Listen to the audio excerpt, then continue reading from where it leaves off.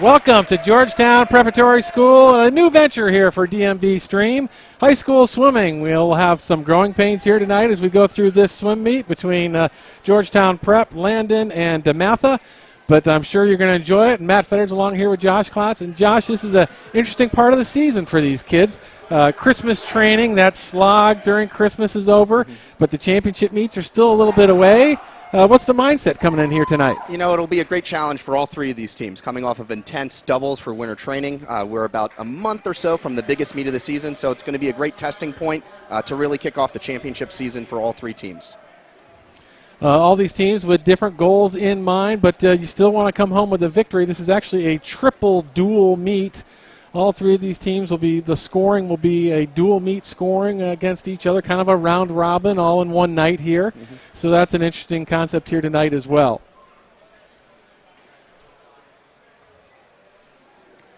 Let's take a look at the keys to victory for these teams, starting with Georgetown Prep. Yep, thanks, Matt. So for Georgetown Prep, really they're going to look for their strong senior class to lead them to victory. They have several folks who are already committed to Division I, and it's going to be great to see where they are in terms of their training and expectations going into the championship season. And we think a lot of these guys tonight, too, will be kind of swimming off events, too. Give them that opportunity tonight. Looking to the DeMatha Stags, their key to victory, we call it count 'em and compete. Yep, absolutely. And really what that means is looking for their whole team to step up and really drive them to victory.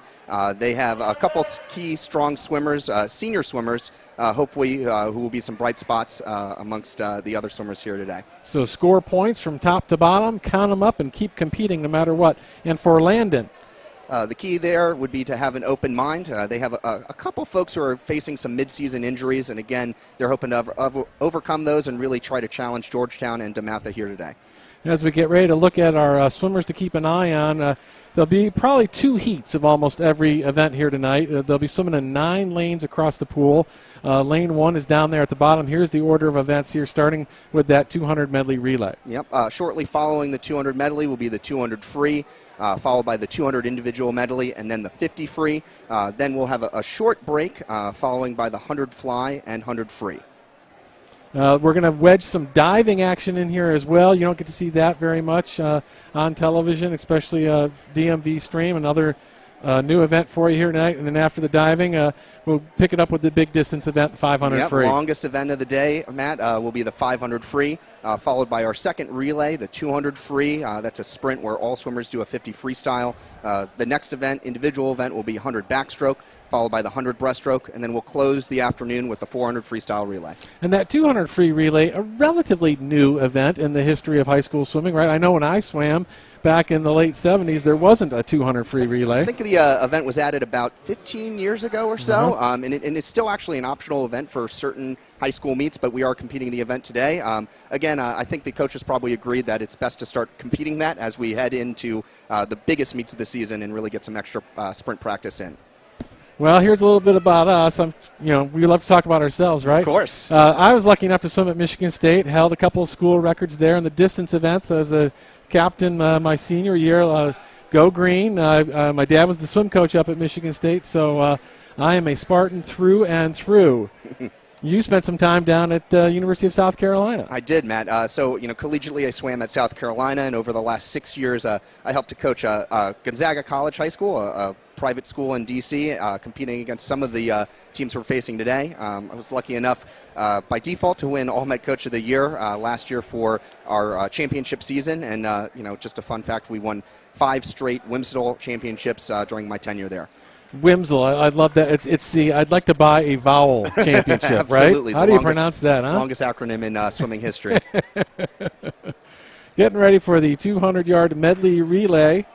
Leading it off for Georgetown Prep will be backstroker Carl Failing.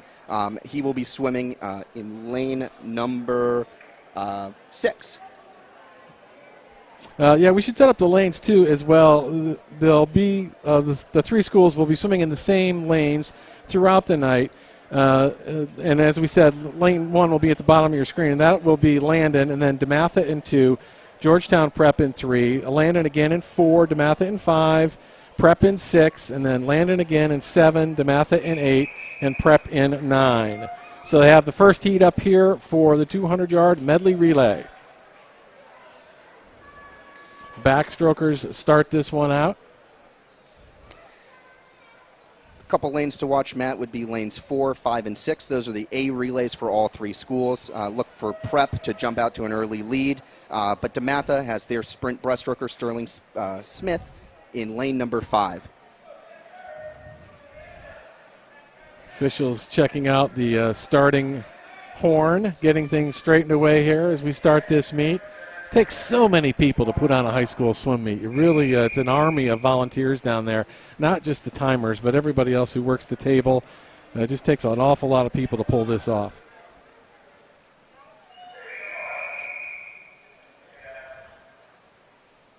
A little confusion there between the referee and the starter. Here we go. And we are off. Keep an eye on those middle lanes.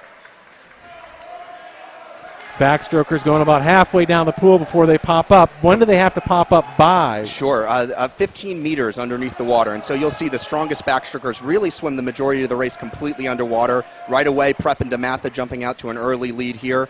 Matthew Hirschberger in lane number 6 for Georgetown Prep, and Nathan Robinson for DeMatha. Prep with the lead as they go into the breaststroke leg of this relay.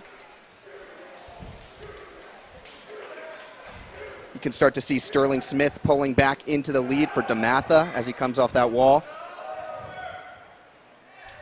Sterling happens to be one of the fastest sprint breaststrokers in all of the DMV. He had the second fastest 50 breaststroke split in the entire area last year. A lot of universities looking at Sterling, hoping he comes their way. 24-9, wow.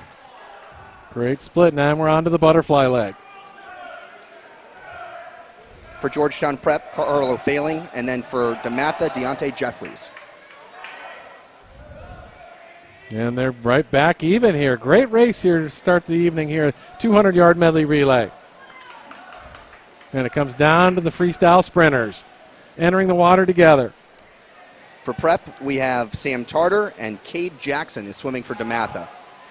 Jackson trying to get him. We'll see what happens after this turn. Not bad. Made up a little bit of difference. Still closing right now.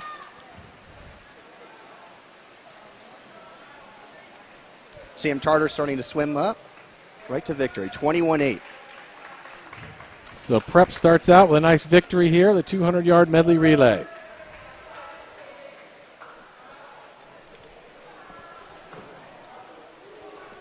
And the great thing about high school swimming is, and that we have 9 lanes here tonight, there's all these other relay teams, all these other kids who get an opportunity to swim and compete.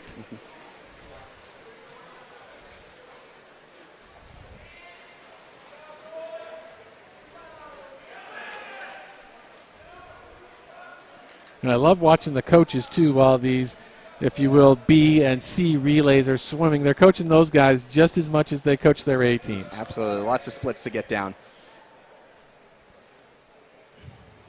And speaking of times, in this world of swimming, you kind of have any meet. There's kind of 2 objectives, right? There's the race, there's the where you place, but then there's the how fast you go, your time. Mm-hmm. And, swimming is a unique sport where you don't necessarily have to swim your best time to have a great swim.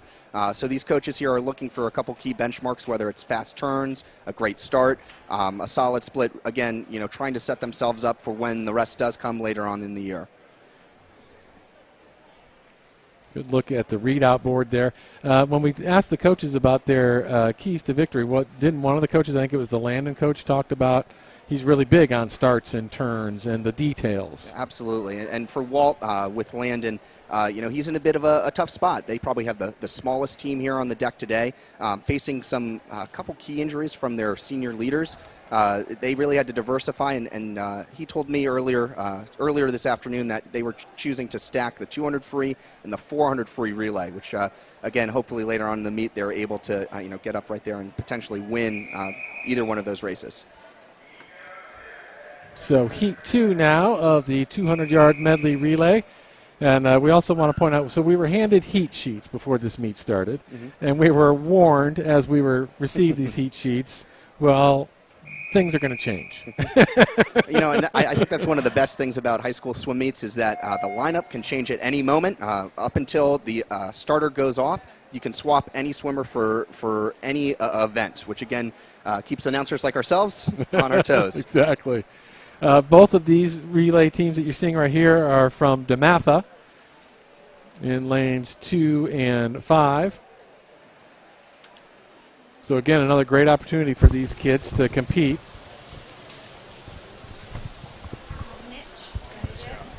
I think for other sports, maybe like a football or a basketball, the freshmen, the JV folks can't necessarily be on the field at the same time as the varsity team. Swimming does give that unique opportunity where we have a 9-lane pool where, again, really the entire school can compete at once all together, again, really prepping underclassmen for their time, for years to come. Right.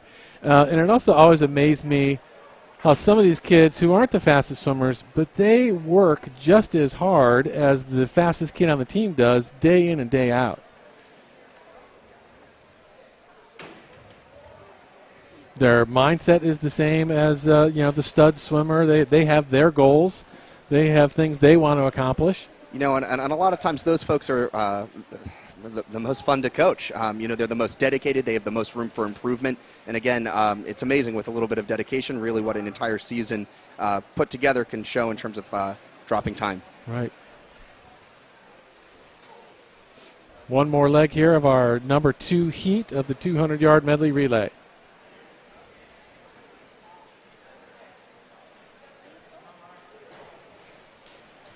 So now let's take this opportunity, first time and not the last time today. Let's go down to the deck to Anna Tarullo.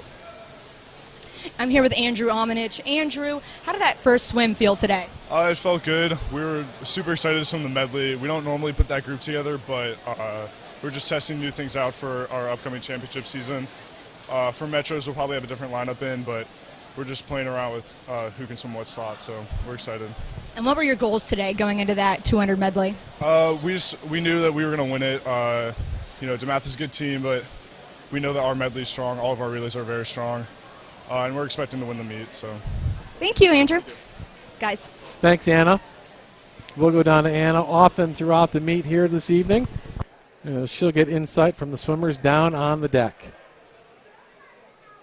Andrew coming off an amazing junior campaign where he won the 100 freestyle at Metros, breaking 46 for the first time, and again, definitely looking to compete next year for a Division I program.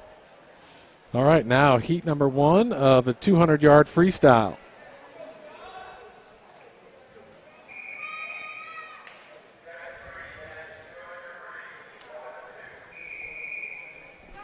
Take a look at the lineup there. Who stands out to you there? Definitely lane 6, Sam Tarter. Right now he's committed to swim at Princeton next year.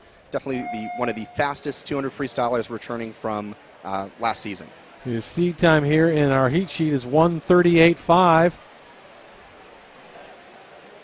Sam off to an early lead, first to the wall after the 25.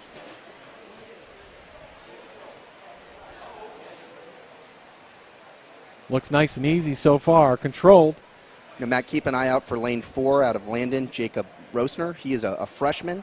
He's been dropping 145s in dual meets. You never know with freshmen. Sometimes they have the ability to drop huge amounts of time, especially in large spots. Right. So far, he's right on the heels of Sam Tarter.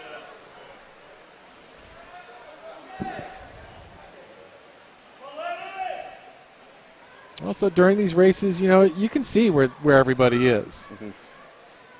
That is one advantage that the freshman has. Jacob is breathing on his right side, and so coming off of the far wall as the race comes to a close, he'll be able to see Sam out of the corner of his eye. Hopefully he's able to keep it together over this last 100 to keep it close.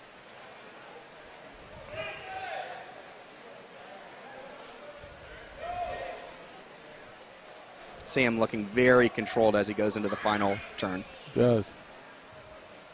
Now he'll be able to keep an eye on his closest competitor, knowing how much effort he has to give to get it home for first place. A lot of these high school meets tend to be about trying to conserve as much energy as possible as the meet goes on. Jacob giving a little bit of a push here, but Sam has amazing closing speed.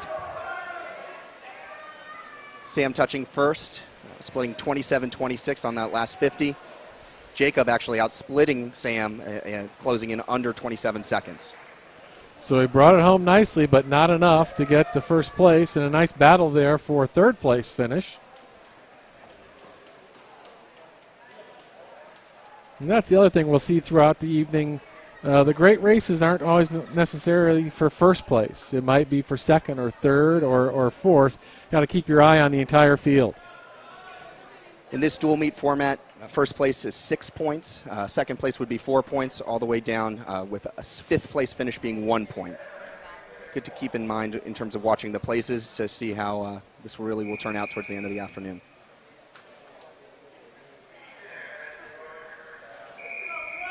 Heat 2 now, the 200-yard freestyle. These guys just a little bit slower than that first heat, but will be competing just as tough.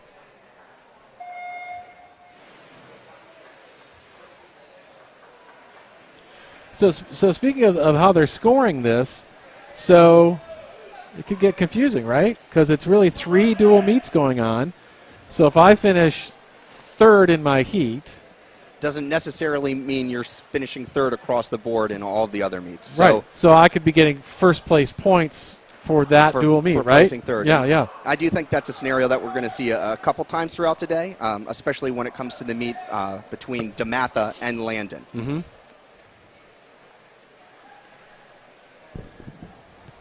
Now, Landon, they do not have a swimming pool, correct? They don't. They do have an outdoor pool on their campus, but right. They don't have a year-round pool. They train at Holton Arms during the course of the year at their sister school. And how about DeMatha? DeMatha does not have a pool either, so definitely gives an advantage to Georgetown Prep having a beautiful facility like the one we're in today. Right.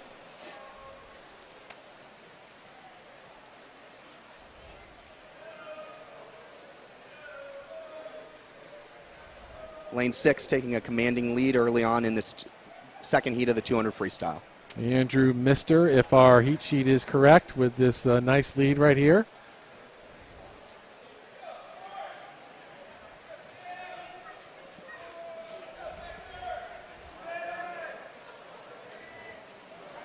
Breathing on both sides as you go. Where do you fall on that, breathing to both sides? You know, it's a tough call. I think the 200 free is one of those events that you want to try to get lots of oxygen in early and also a lot of oxygen in late. You want to try to keep breathing steadily so your body doesn't start to cramp up, keeping the lactic acid out of your body. Again, when you try to hold your breath throughout that whole meet, throughout the whole race, your body has a way of shutting down, cramping up. So again, for the 200 freestyle, for the 500 free, you'll see most of the swimmers here today breathing to one side or potentially even both sides to keep that from happening. So when you were coaching, how did you coach your kids to breathe bilaterally or just to stick to one side? Definitely just to one side. I think you should try to stick to your dominant side. Right. It feels a lot more natural. When you have a way of forcing yourself to the opposite side, your stroke tends to get unbalanced. So hopefully, swimmers are able to stay disciplined, in my opinion, and breathe just to one side to get into a rhythm, battle rhythm, if you will, as the race goes on. Andrew Mister with a time of 2:03.56 in our heat sheet. His seed time was 2:11. That's a huge drop. Yeah, quite a drop for the junior.